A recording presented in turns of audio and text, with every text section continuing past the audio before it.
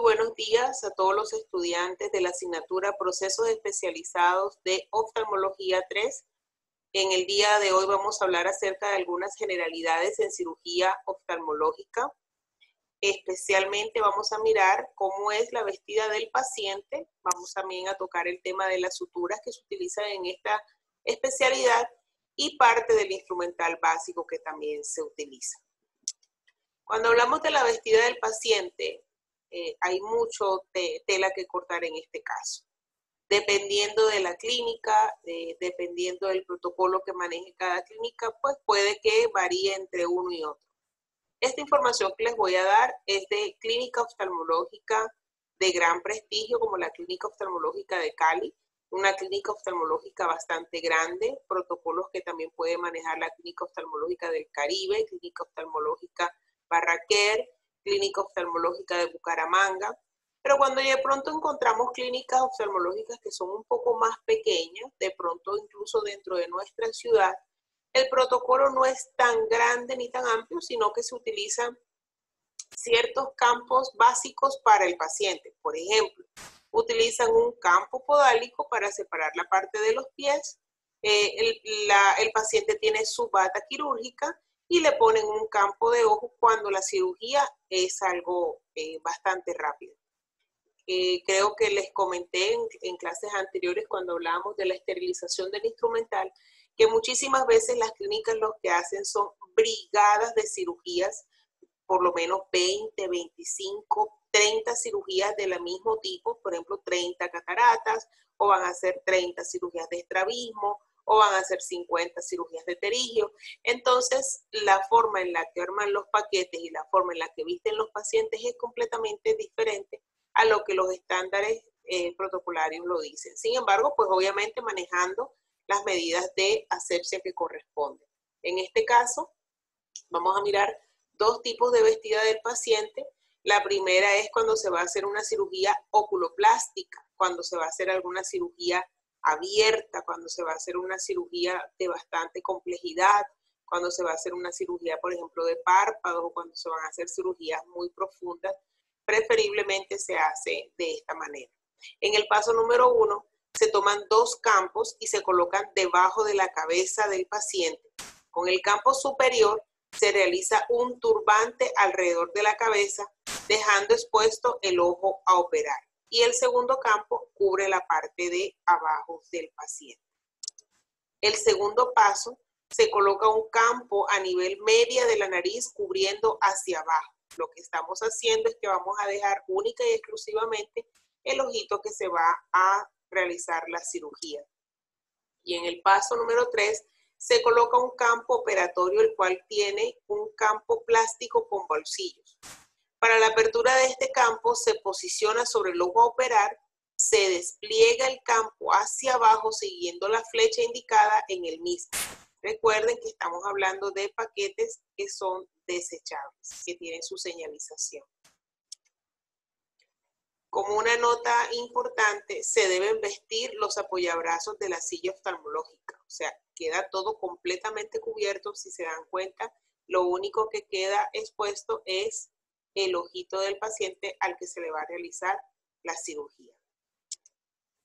La vestida de paciente en una cirugía intraocular, lo que están viendo allí es el campo plástico que se utiliza en muchas de las clínicas.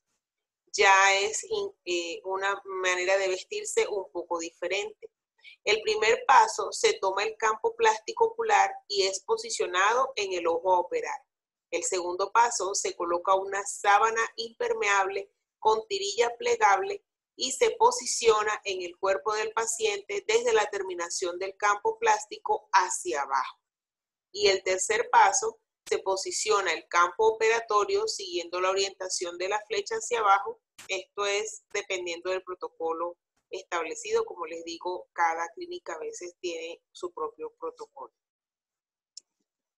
Bueno, hablemos ahora un poco del instrumental básico que se utiliza en este tipo de cirugías.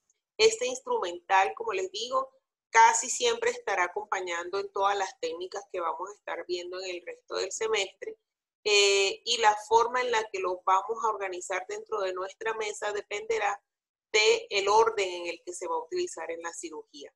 En la próxima semana hablaremos un poco más profundo acerca de los arreglos de mesa, especialmente de las técnicas que vamos a ver con el médico en el día de mañana, y hablaremos un poco más también del instrumental que se utiliza y otras cosas que competen mucho a las generalidades de oftalmología.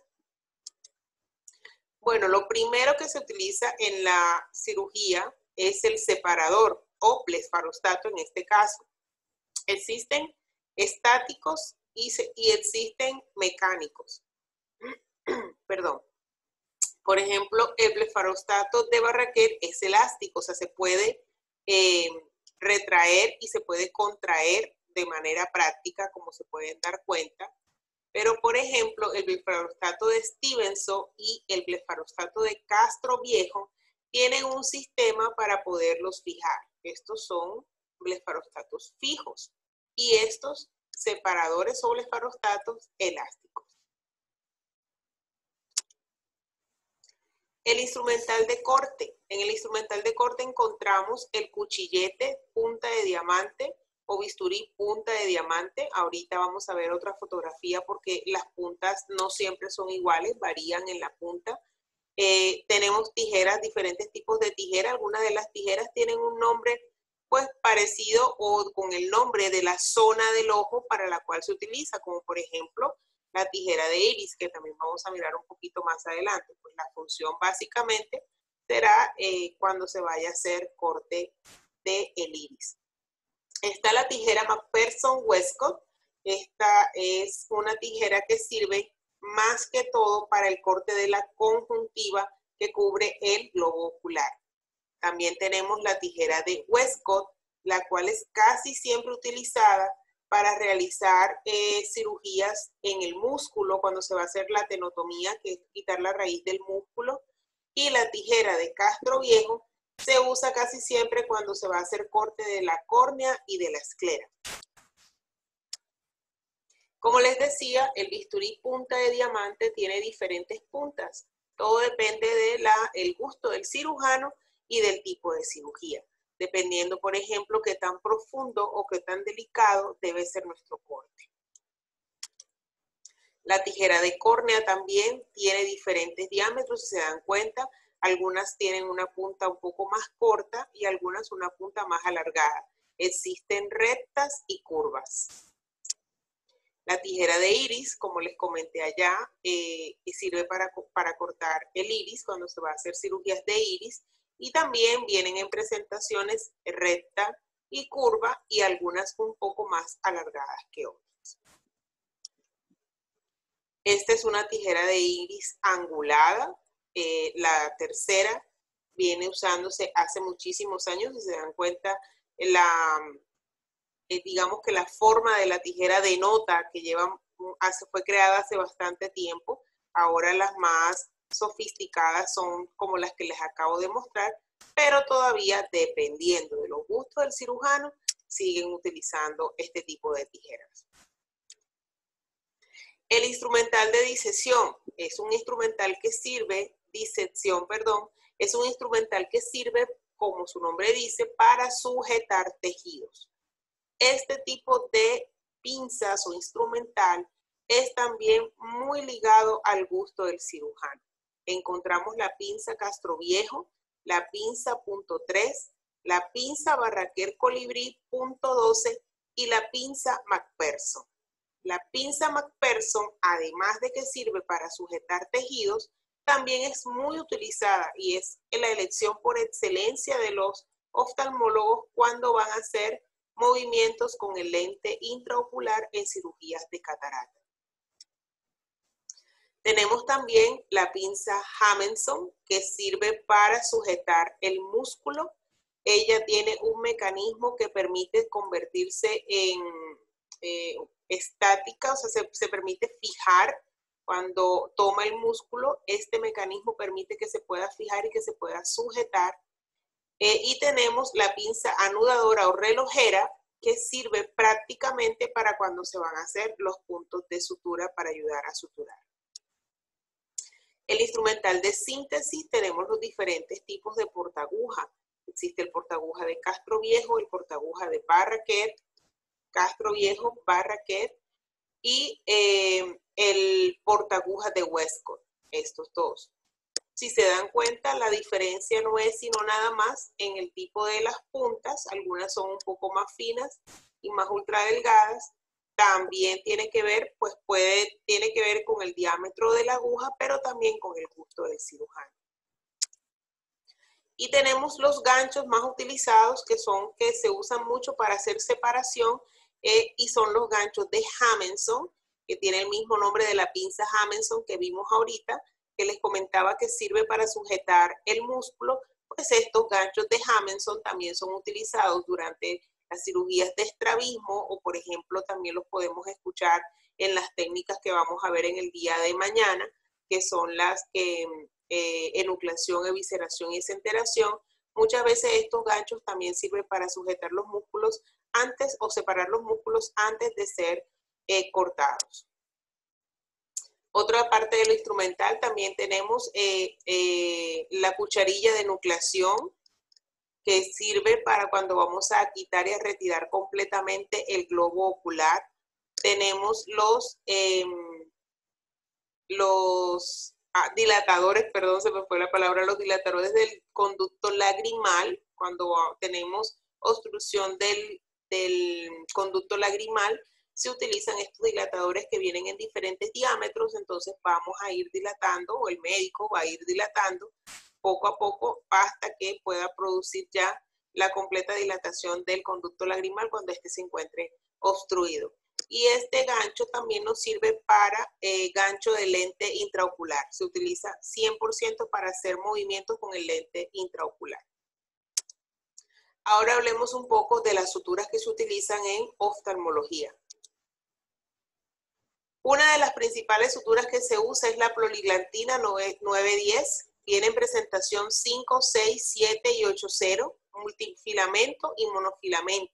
Casi siempre se utiliza para todo lo que tiene que ver con el segmento anterior, cirugías de estrabismo, para el cierre de conjuntiva, y cuando se hacen cirugías de plastia ocular, muchas veces se utiliza para diferentes procesos correctivos, o sea que es la que más se utiliza cuando se hace plastia del globo ocular.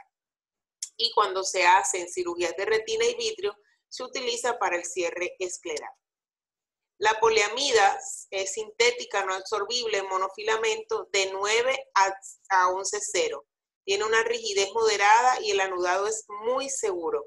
Se utiliza mucho para el cierre de la incisión de la catarata, para el cierre de la conjuntiva, para la trabeculectomía, cuando se va a hacer la cierre de la ventana, y en cirugía de trasplante de córnea, porque ofrece mejor manejo del astigmatismo. El polipropileno sintético, monofilamento no absorbible, tiene una muy buena fuerza tensil y una muy buena memoria. Tiene mínima reacción y una alta resistencia. Se usa casi siempre para cirugías oculoplásticas de 9.0, 10.0 y también hasta de 6.0. Para reparaciones de iris y para fijación de lentes en la esclera también. Y el poliéster en una presentación sintética trenzada no absorbible en 5.0 y 6.0 con aguja espatulada para fijación de la banda retinal, o sea, de la parte de la retina, para el punto tarso periósteo, que tiene que ver como en la parte interna del párpado, y cirugías de evisceración para el cierre del primer plano. Y por último tenemos la seda trenzada, una sutura natural, torcida, no absorbible, flexible, de fácil manejo, biodegradable, en presentaciones de 4.0, 6.0. Casi siempre se hace para hacer tracción cuando se hace cirugía oculoplastia. Muchas veces el separador no es suficiente, entonces se hace la tracción con la seda trenzada, y también para reparo muscular cuando se hacen cirugías de retina. Las características de las agujas en oftalmología. Primero que todo, tienen que tener una excelente penetración, resistencia, flexibilidad, ductilidad, fijación en el portaagujas, relación aguja-hilo. Como les decía, esto tiene que ver también mucho, por eso lo del portaagujas, con el gusto del cirujano. Porque algunos no se sienten cómodos y puede que no estén sujetando o no se esté fijando la aguja muy bien con el portaaguja, entonces Por eso hay diferentes tipos de portaaguja.